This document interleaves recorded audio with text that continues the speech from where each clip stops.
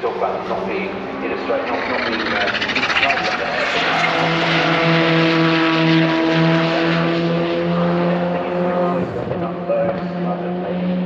water to half of the lap, getting it all warmed up, getting it in the right temperatures.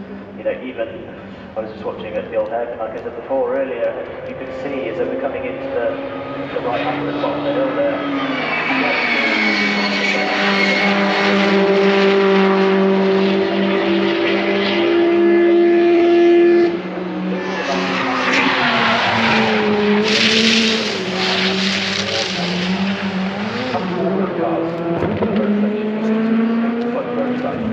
Sometimes you might be sat in the arrival control for quite a few minutes anyway. Yeah, it's true, and that's, you know, the heat does dissipate quite quickly, but with things like the brake discs and stuff, they're still not that heat. Yeah. So you don't lose your colour.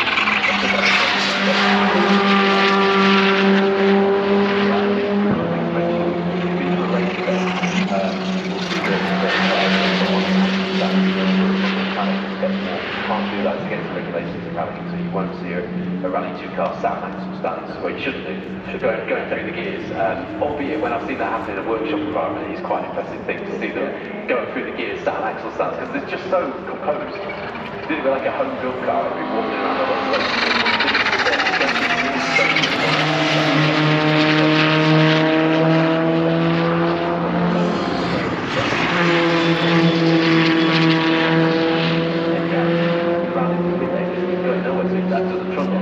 First, you see them warming the tyres in the pit lane. I'm not sure that really helps at all, to be honest. Apart from a bit of a confidence. Yeah, I think it's not going to have really any heat. It's still there when it's 5 minutes out there. Time control is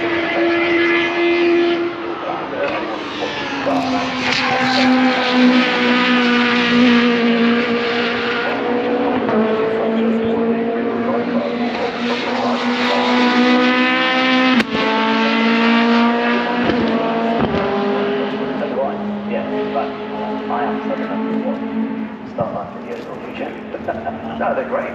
Because I just find the whole process fascinating, not just of the car, but you know, if you can see what the people are doing inside as well, then it's like fascinating to see how people prepare themselves.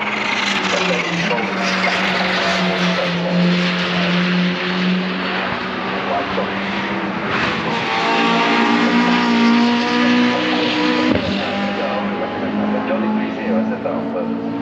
He's actually running, or no, he probably isn't, he's probably practicing on own, because he's running Sam Gendy, who happened, it was a drive shaft, so did they come back out, Sam Gendy and Samantha Bartlett, or are they on their retirements list? That's the question. I think they've gone home, so Johnny might not be, but it was here yesterday, and I make a mistake of getting something back.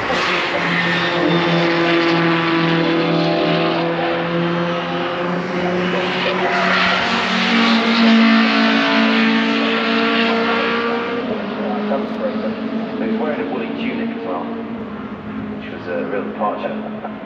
I hope he's still here, otherwise this is all just wasted banter. But John Indry is a man who knows his way around some of these venues, but back in the good old days of the Pro Tire Asphalt Championship,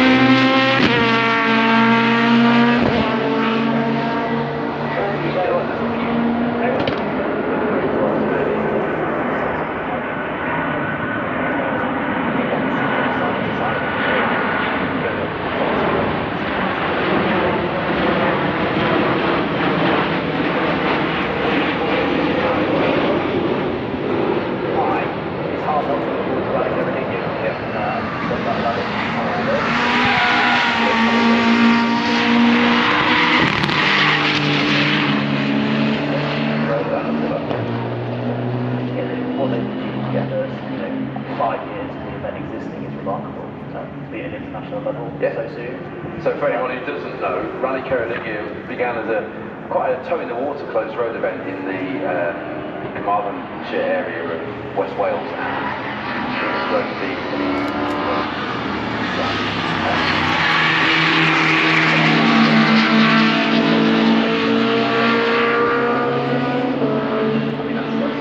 by accident involved, it's got to be by Motorsport UK, by the organisers, Charlie Dukes and the team. They really have just done an extraordinary job, haven't they? They really have, yeah, and you know, they are really setting the benchmark for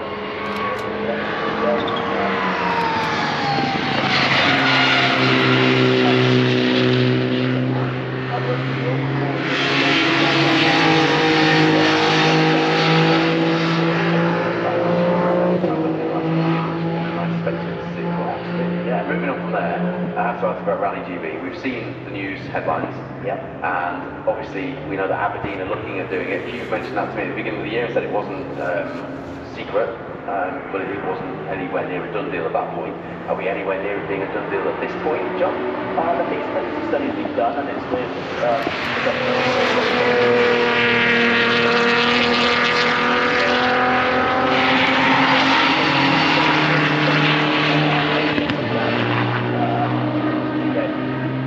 get things moving. So fingers crossed over the next few weeks, they'll take some time to review that and look at everything that we provided them.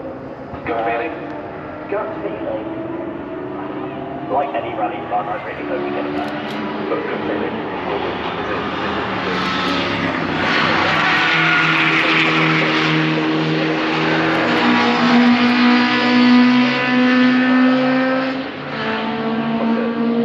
I think they're hoping by the summer.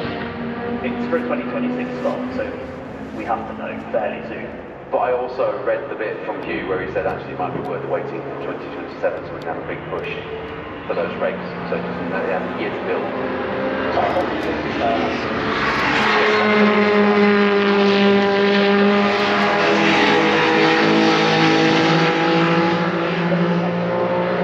Use the same sort of stages as the Grand Prix Rally current uses, is that right? I think geographically it covers probably a couple of the SRC round areas, which is great. It's a lovely stages, fantastic area.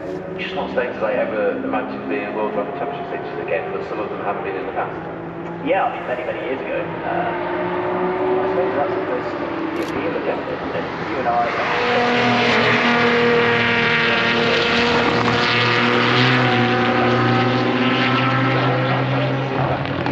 Yeah, where it came in 93 when Colin Crane was only 10th fastest round here in That would 93. be cool, wouldn't it? To see the return of those Sunday spectators. Yeah, it would. And the stately home stages around Clumber Park and Tasson Park and the Knowsley Safari Park. Chatsworth and all those amazing places. That spine that would be amazing. It would be good I to was see. just watching like 1996 coverage the other day when I was doing some work at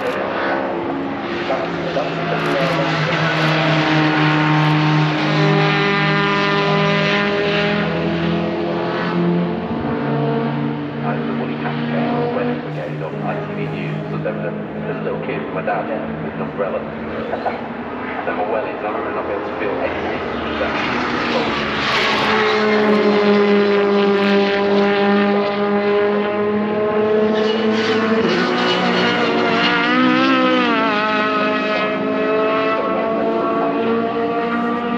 Having stages like this, being able to tell the spectators who are here that the World Rally Championship came here and went through that section of gravel through the woods. It's awesome. It is awesome.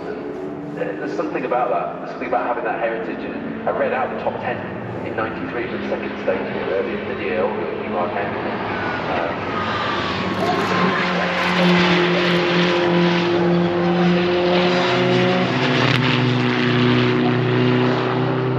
that would be legacy versus the popping and the banging of the anti-load.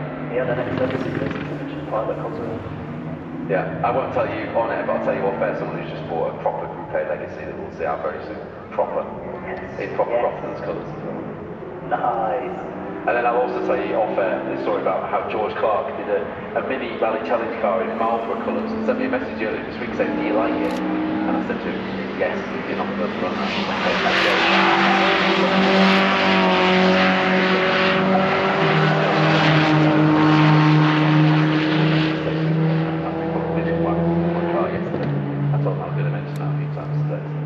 I don't need to mention it off air now, I've mentioned it on. No, you didn't.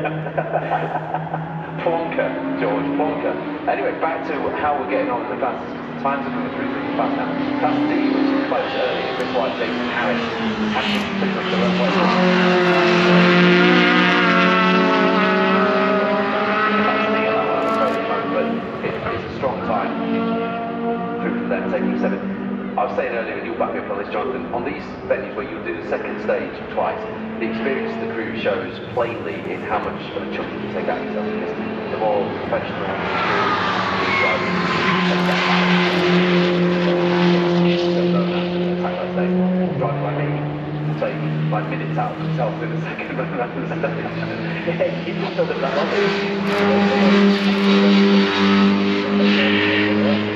It's having that visibility and that kind of visual recall of where you've been that then enables you to go 7 seconds faster. 7 seconds faster is about right for exactly an experienced driver. That's what you would expect. Yeah. Whereas you get into sort of 20, 22 seconds for less experienced drivers, because they'll know they can take that mid flat. Whereas the first time around,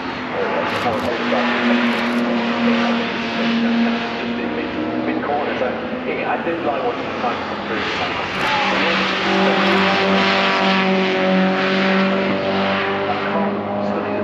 I want to, and I have to ask the driver. So it's nice to be able to sit down and actually just look through the times and have a look at how fast the times are. I mean,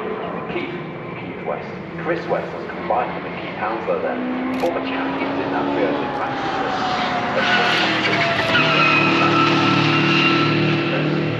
But it feeds into what I was just saying.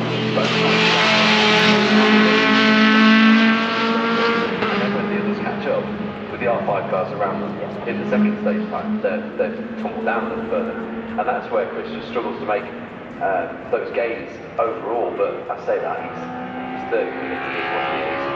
14 seconds off second place, 25 seconds off the lead, which is on a 30 round of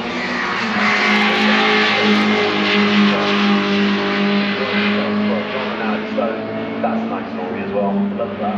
Yeah, if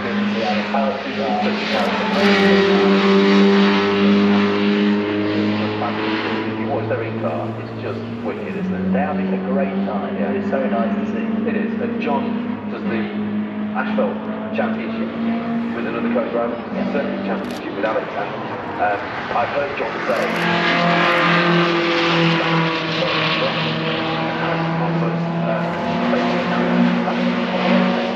most popular people here. Alex Stone is the star rally co-driver, so they are fourth overall. They led the championship going into the winter break as well, which was really good. It's good to see John actually get back to enjoying his rallying and about the new venture. You want to go to the Max this year, right? Because VLC's in quite well. He's got legend performance.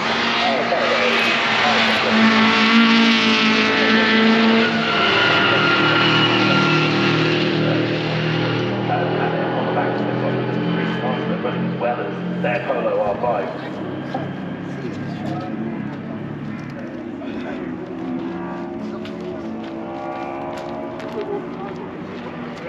So I'm looking forward to seeing the livery, because that's always been a highlight for you, watching the legends liveries come through the next time. Yeah, that's still a big fan of having it.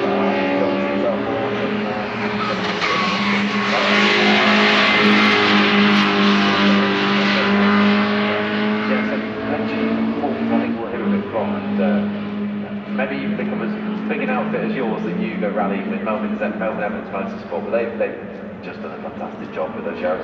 Amazing. They jumped in the right moment, did the right deals, and won the British Championship in the first year for Toyota. Yeah. How about getting yourself noticed?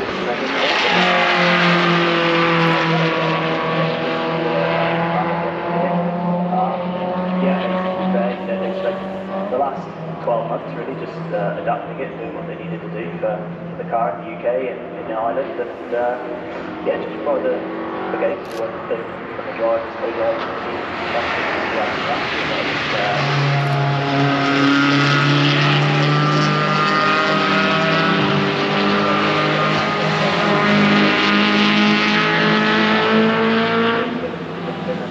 how do you look like it?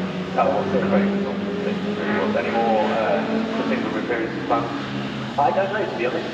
Not sure at all. I think the main focus at the minute is on with the Miriam VRC to retain that crown for them sport. I wasn't sure if they'd maybe have a few WRC events in the camp from casting or whatever. I don't think so at the minute, but never say that.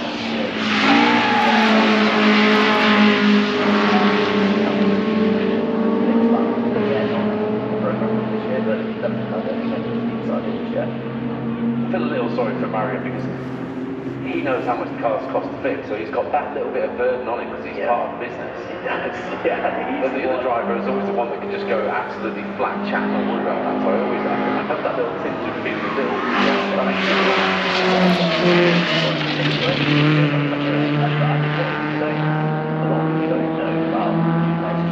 Basically running that, whole agreement, that whole deal with Castrol, that's his day-to-day job. So he's he knows the damage that crashing the cars can do. Exactly. He's the one who'll be scrolling through the Toyota parts catalog and doing if he knows how much they all cost.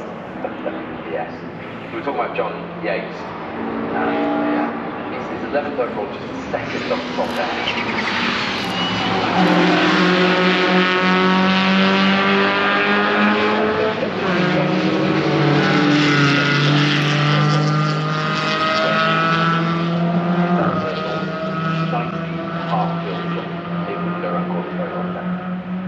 So he's doing a remarkable job at just hanging on to the top 10 there, just a second down. He's gaining, so I think we'll probably see a top 10 result from John.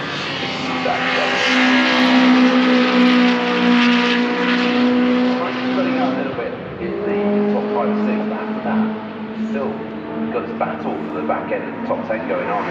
Anyone up to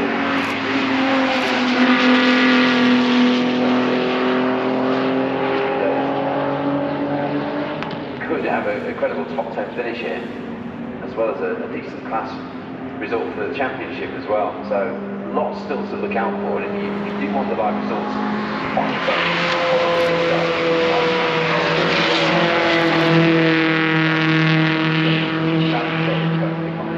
Tegiwa Dukeries Rally, or if you head to the Tegiwa Dukeries Rally Facebook page or website, there's a link on there to the live results will take you straight in. You can look at class results or overall, but I do sit here and get fascinated when I've got the time to actually flick through and look at what people are doing. Nice story there as well. First rally that Stuart took 35 years. Wow. You'll be able to contact him. It's Abby's first ever rally. Oh, that's nice.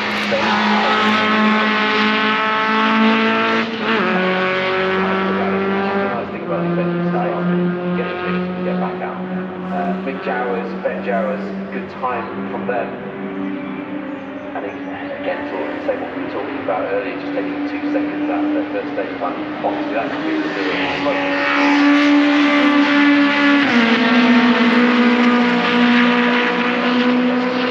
How to get around the stage. It's a very similar layout, albeit we just haven't got the gravel section in, so it's only really Redgate that's different on this layout. The next one's going to be interesting, so at 20 to 3 this afternoon, the stage layout changes around again, and this is where things get interesting. For stages 5 and 6, we still start in the pit lane, which I quite like actually. I like starting here rather than starting in the car lane. And then we're heading out, and instead of putting back to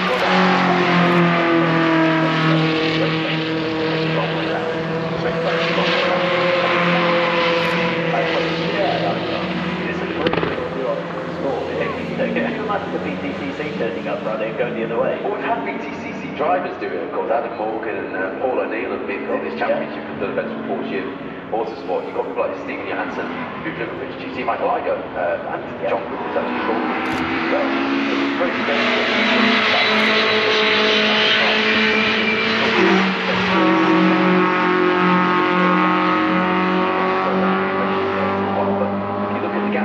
they're stepped. So they're stepped in the direction the circuit's going, so that if you hit that gap of the armco, you're going to glance off. If you go in the opposite way, you've got open armco looking at you. So the club have got to factor that in. They've got to put chicanes, they've got to put bales and tyres, and it's the risk assessment to change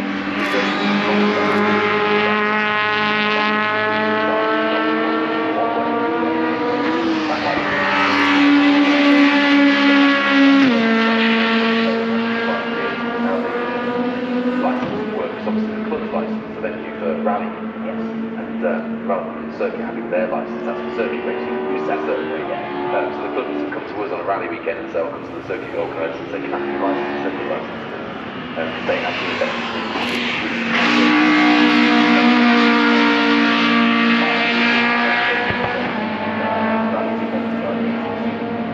the rallies have to go down.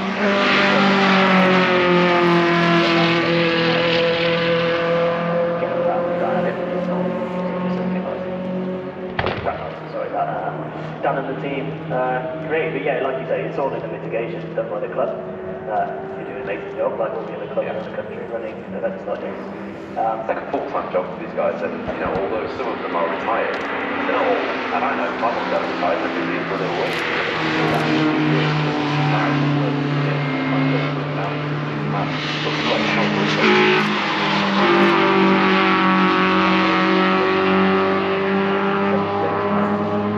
WRC stuff, there's names on the bottom of very high, influential letters and requests and approvals. Absolutely, Howard is a legend in the sport, yeah. Certainly one of the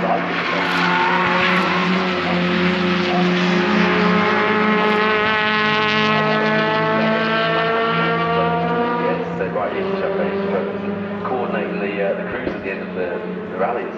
Yeah, I was on the BTRA committee, I don't know how long ago it was now, probably 8 or 9 years ago. Again, Howard was still there then, and I believe he still is. So, absolutely legend in the sport. Yeah. One thing we didn't talk about was the RS stuff and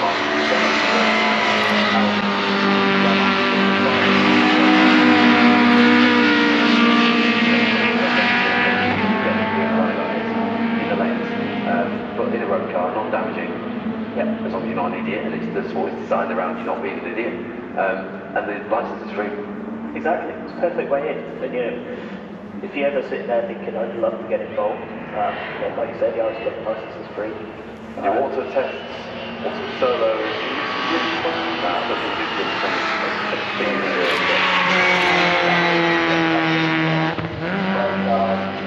some certain trials you can do. Yep, trials, action car trials. Yes. Same. So there is so much you can do for very, very little cost. You do co-driving? Or do you need a trade? But not driving. Not driving. Yeah. You don't have to be fast. No. So a free license unlocks a whole raft of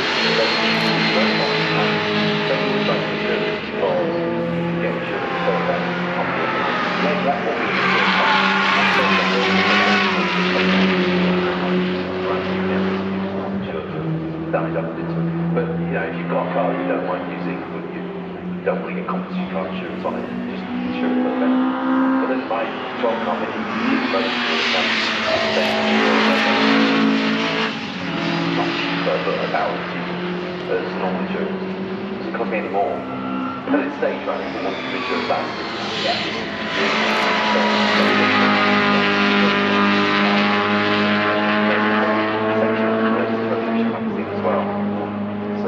check that out because there's lots of information on how to get involved as well as the experience and the kind of people who are getting involved.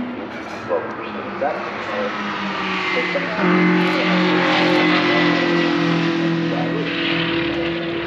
You've got to get started section of the Motor UK website. There's so much on there, so much content to help you get into that really low cost entry point in the sport. We would love to see, you know, more and more people come into the sport. It has so much to offer, not just in terms of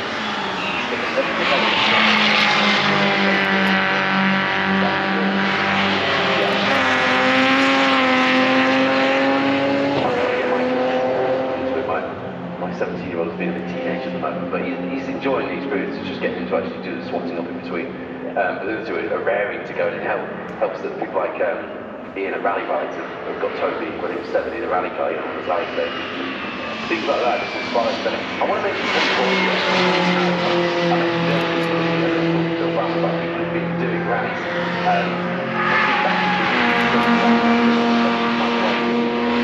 Rallies for the first time. Well, Tony Bolton's on his 3rd ever rally here this weekend. One of which was the Tegiwa Dukeries Rally in December, where he came 13 times.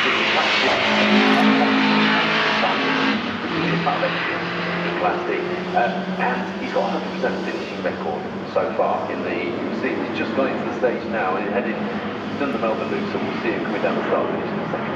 There he is, in his course of kicked off.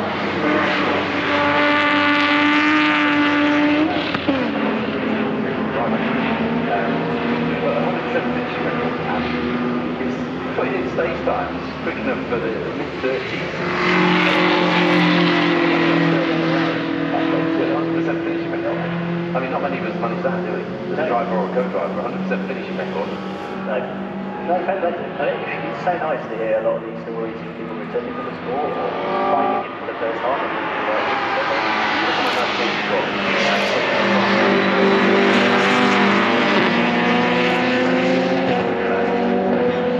Now speaking to Jonathan Johnson's first part of the Army motorsport team for some time, but Ashley's first rally here is in the Army livery Peugeot 206 that we'll see very shortly. Actually, it was a very smart looking thing. First rally Timothy Edwards, first rally Josh Harris in the rally car hire car with Charlotte McClashin alongside who, you know, first rally ever was Rally Barbados last year on her 17th birthday.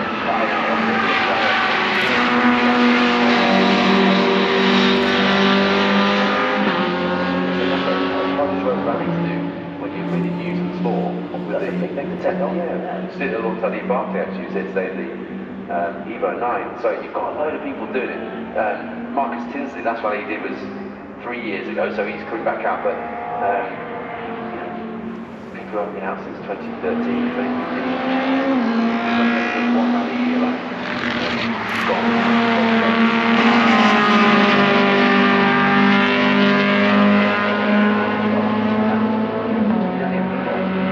but now he's starting to do these events as well.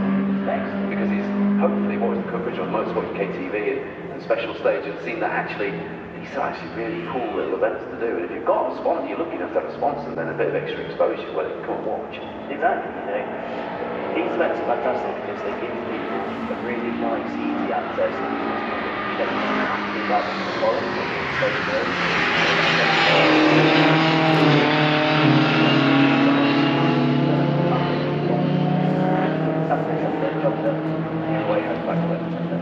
and you know, that is life now, isn't it, for a lot of people. A lot of people don't have time to dedicate to big long events, and these events are perfect for getting that fix of adrenaline, which we all love, which is ultimately why we do it. And you know, it's perfect. It is, it's really good, and you know, if you are privileged enough to be able to get yourself into a current state of your RC machine like this without using that, why do I go?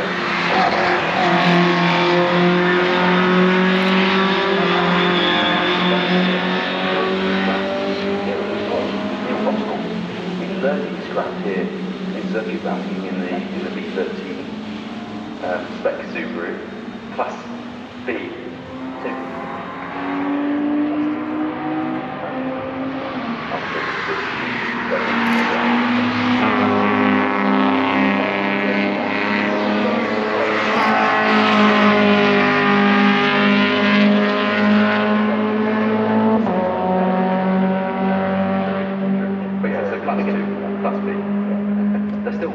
Class structure, even though they've got B's, not the one, not the numbers.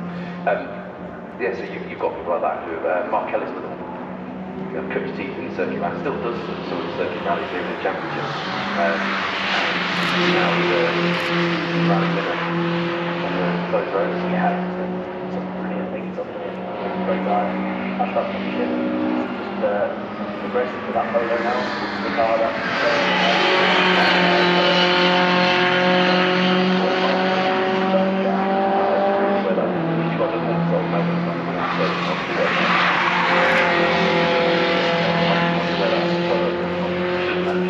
but a few of them were in Ireland, weren't they? So, yeah, that's it. And I knew he got his last car from Ireland, so I just assumed it was one I hadn't heard of before, but that makes a lot of sense.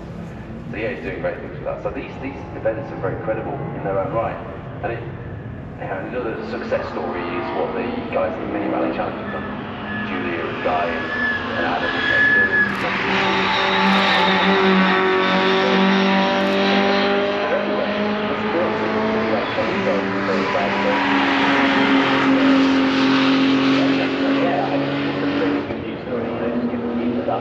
accessible way into the sport, just because, you know, like I said, touched on this before, it doesn't have to cost a fortune. It really doesn't. And that, you know, they fit the bill perfectly. You know, very minimal modification, but of course it does give you the ability to want to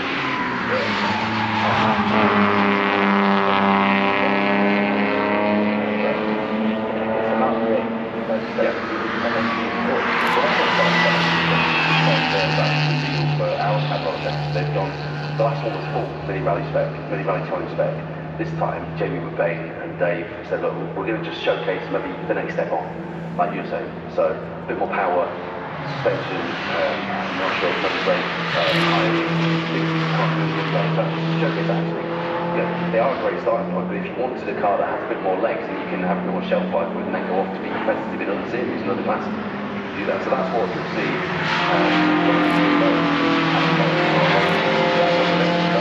Those cars already available. Hopefully we'll see some of these new starters in the sport coming through and using those cars in the Mini Rally Challenge and then beyond as well. So that's cool. Exactly, and it's nice to see kind of cars from the newer era coming in. You know, I think for years we've maybe not had that kind of development of the age of the car as such, if you like. But now, you know, seeing the Minis and these different new models of cars coming in. The BMW 1 Series Cup, which haven't got the traction yet that it should. No, that's the one that's really great.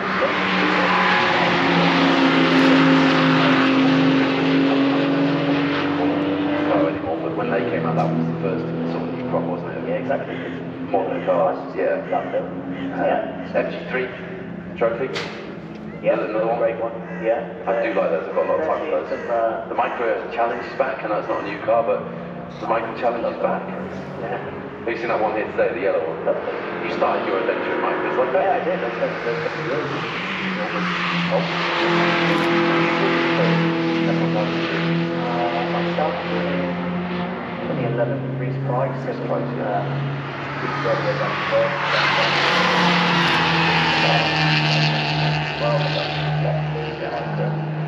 Yeah, I've done my fair old time in Micros. We've also done time in Micros, haven't we? It's a great start, isn't it? Because some of the next generation of 205, all of them some 205, after us it was Micros. It was, yeah. You know, you had Pat Flynn, the 205 Challenge, the BMW Challenge at the time. Then the Micros came in, and yeah, the Micro resurgence again now. Yeah, the Micro Challenge is going to be ace this year. I'm looking forward to seeing that unfold. They're giving me a Micro kick-up.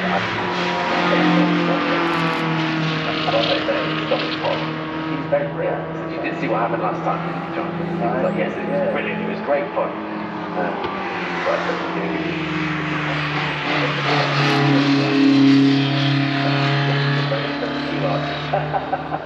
I'm worried about the wheel arches, I've got to admit. Right, while we've been chatting, the action has been underway on the stage, and we've already confirmed for you the running order and the leaderboard for the top 10, but the lower classes have been starting to come through.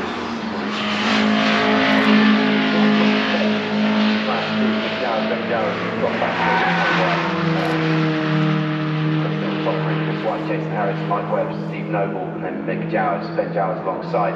I'll be thrilled for Patrick Cross in the Civic who've started to get a march on. So a bit of a gap there for them to make up through the final stage of the championship.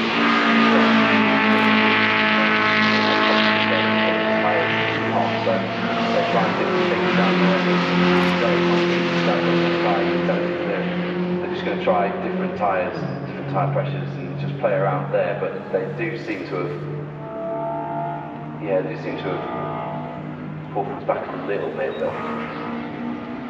Maybe still not where we would expect them to be.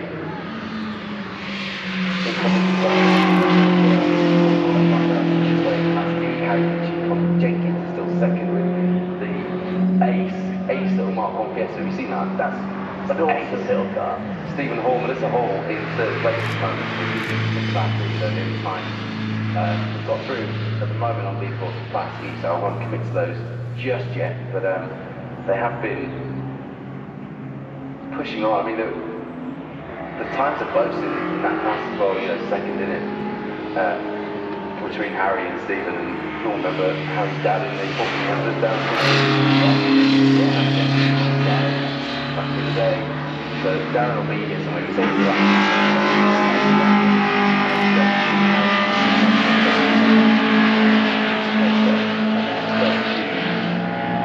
Times are in Class F. Jonathan Hudson, Chris Wall, and Micro that I mentioned earlier.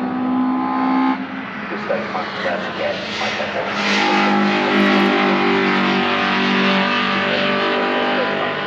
They're already on the pace. Yeah, you're already on the pace. That's great. 4 seconds. Alan Bigley, Richard Mills, and then John Gray, Darren Styles.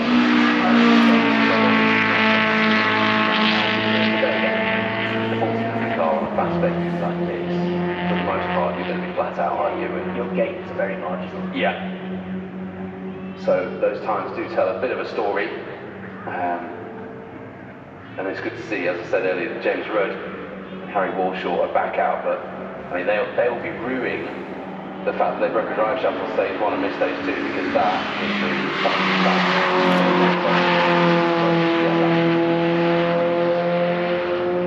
that wasn't this we've had Jonathan Hudson's put timing. Comfortably second. Second, yeah.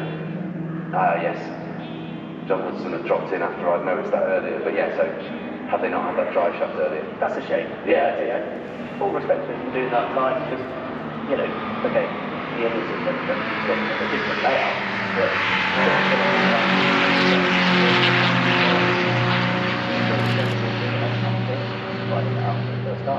Do you remember his story on the Roger Albert last time? That was amazing. Good one. Fair play to him for taking on a 5-day rally in a little Nissan Micro. Switch back to the junior engine on the engine. They took less time putting that in Carlisle service than we took on quite a few starts at the stage right. They went home, got the engine, fixed it in the car.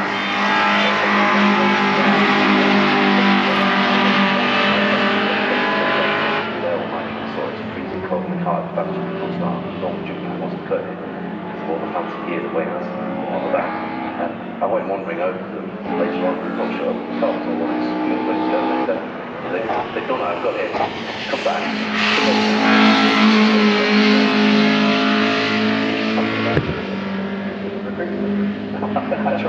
I tried to recruit everybody to help us that night because it was so blooming cold. And, looks to me like we might have, and that's the Land Rover, isn't it? I'm looking at it in there. I suddenly thought it was one of the Minis. There's George's almost Marlboro Mini. It's very smart, to be fair. It is, but Nice job. it's still a plonker. You said that, not me. Yeah, it's fine, I can say plonker. It's a kid's show, but I told George that he was missing the plonker.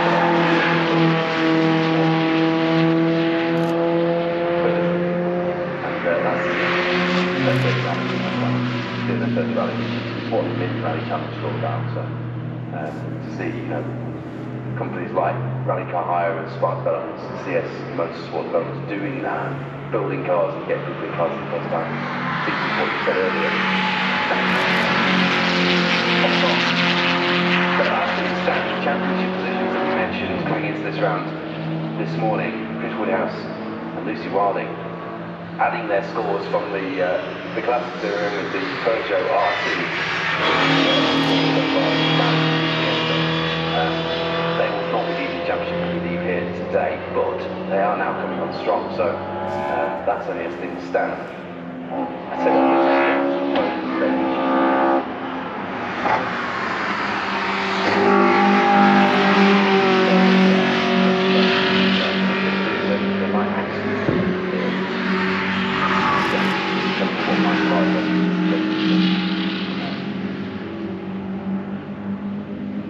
no, they'd have to overhaul Michael, wouldn't they? Their points tallies. But those championship positions are definitely going to take a shake-up as things stand at this point. After stage 4, because John Griffiths and Emma Morrison came into this 4th in the championship, and it's tight. I mean, they are what? 12 points. Overall, with a margin that just keeps going up, albeit it's not comfortable by any stretch, is it? But 11 seconds now the gap, so I go taking 2. 3 to go, yeah. I think the next stage will be the decider, I think. Well, this one at Anglesey. So John put old tyres on at Anglesey, and by the end of the day they were going. So he started off like this. Last time I did one, then rally,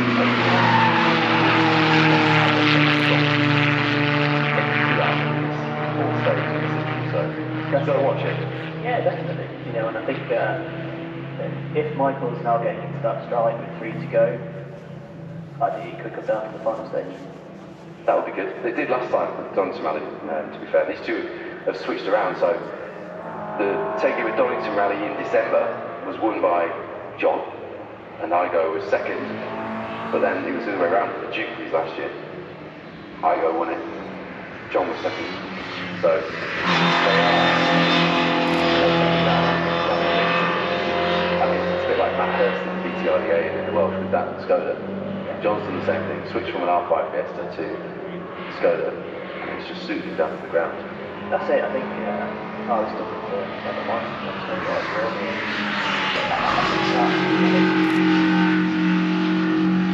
step up into the Skoda, it's given them that kind of extra confidence, maybe his driving style prefers that chassis rather than the softer, the Fiesta is normally very much softer Is it?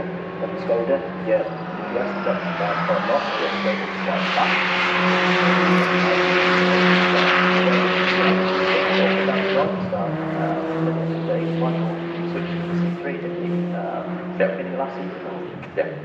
Yeah, from the Fiesta Rally 2.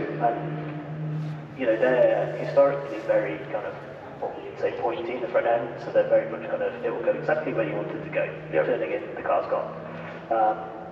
As a racer, that probably feels a lot more natural to Michael. Probably the same to the Skoda for John. Is the Rally 2 Fiesta not as pointy at the front end then?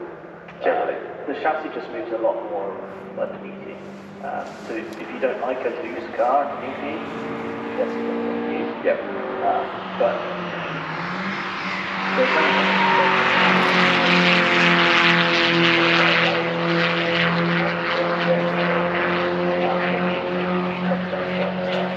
yeah. But it is interesting to see, you know, at one point, the only car to have is the Ford. Yeah, exactly. And we've now seen it as a very different landscape.